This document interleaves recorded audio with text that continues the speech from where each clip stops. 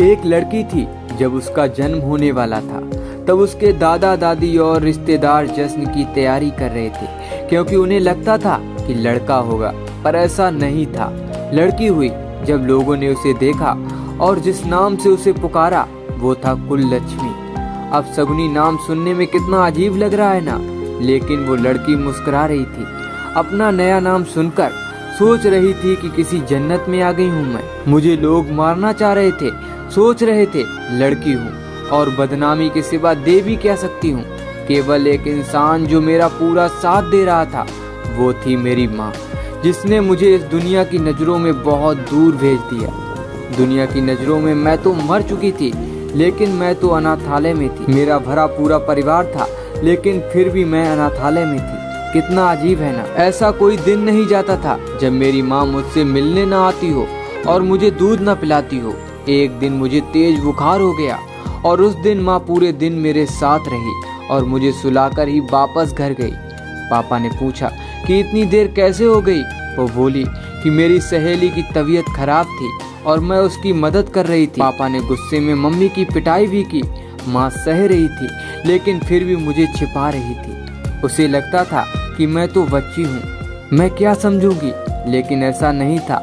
मैं सब समझती थी। मैंने तभी सोच लिया कि कुछ अलग करके दिखाना है। बड़ी हुई तो मैंने बॉक्सिंग क्लब ज्वाइन की। जब 18 साल की हुई तो मुझे स्टेट चैंपियन का खिताब मिला। 2 महीने बाद मेरा एक पाकिस्तान की लड़की से नेशनल मैच था। जब मीडिया मेरा इंटरव्यू लेने आई तो मेरी माँ का फोन आया और वो बेचारी बोली, बेटी कृपया अपने परिवार की बुराई मत करना। मैंने इंटरव्यू दिया। पूरी जनता ने टीवी पर वो इंटरव्यू सुना। शाम को माँ ने बताया कि टीवी देखते हुए पापा बोल रहे थे, वाह क्या लड़की है, कितना नाम रोशन कर रही है अपने माता पिता और परिवार का। वो लोग जो मुझे छोड़कर चले गए थे, आज वो लोग मेरे से मिलना चाहते थे, लेकिन आज भी वो मेरी पहचान से अनजान थे कि मैं कौन हूँ। ठीक 2 महीने बाद नेशनल चैंपियन का मैच हुआ और वो मुझे देखने आए। बहुत सारे लोग मैच देखने आए और सभी बोल रहे थे यू कैन डू इट, लेकिन मेरी नजरें उस भीड़ में अपने परिवार को ढूंढ रही थी। दूर भीड़ में मुझे मेरा परिवार नजर आया।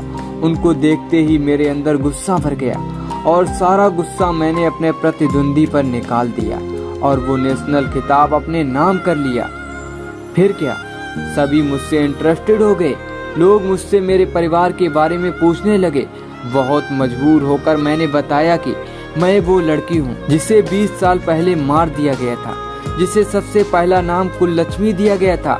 ये सब मानो मेरे लिए कोई सपने जैसा था।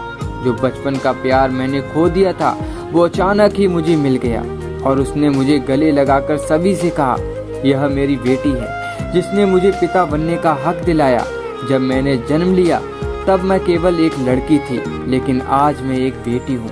अब मैं अपने आंगन की तुलसी बन चुकी हूँ, अपने घर की मुस्कान बन चुकी हूँ, मैं बेटी बन चुकी हूँ। यह कहानी थी मुझ कुललक्ष्मी की, जिसने मुझे अपने घर की लक्ष्मी बनाया और मेरी माँ इस कहानी की सबसे महत्वपूर्ण पात्र थी। होती नहीं बेटियाँ हर किसी की चाह में, जहाँ न सोचा हो पहुँच जाती हैं उस राह में जिसने उन्हें पैदा होते ही मार दिया हो।